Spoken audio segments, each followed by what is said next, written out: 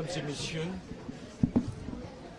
ce qui s'est passé aujourd'hui dans cette salle du tribunal correctionnel de Paris est d'une gravité extrême pour l'état de droit,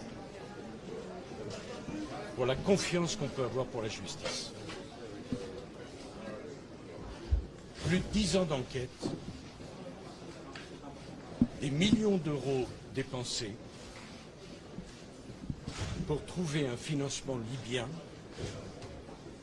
dont le tribunal correctionnel vient de dire qu'il n'a pas pu, et pour cause, être trouvé dans ma campagne. Le tribunal a été plus loin en déclarant solennellement que le document Mediapart, qui était à l'origine de cette procédure, était, je cite, un faux. J'ai été renvoyé devant ce tribunal pour 4 délits. Sur 3, j'ai été relaxé. Pas de financement trouvé, pas de corruption. Je suis donc condamné pour avoir prétendument laissé faire 2 de mes collaborateurs qui auraient eu l'idée d'un financement illégal de ma campagne. Depuis toutes ces années, j'ai assumé toutes mes responsabilités. Je n'ai naturellement refusé aucune audience. J'ai été mis en garde à vue. J'ai été interrogé, ausculté, examiné, de telle façon que la présidente du tribunal a dit « Il n'y a aucun enrichissement personnel à vous reprocher. Pas de financement illégal de ma campagne, pas d'enrichissement personnel. »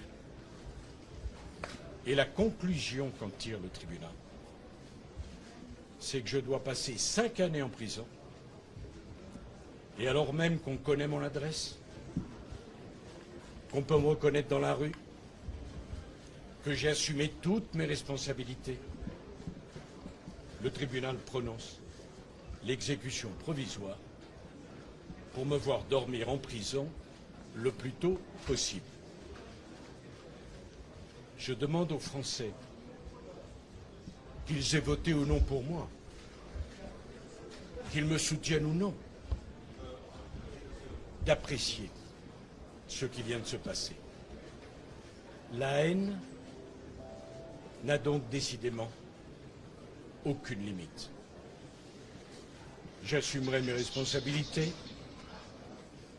je déférerai aux convocations de la justice, et s'ils veulent absolument que je dorme en prison, je dormirai en prison.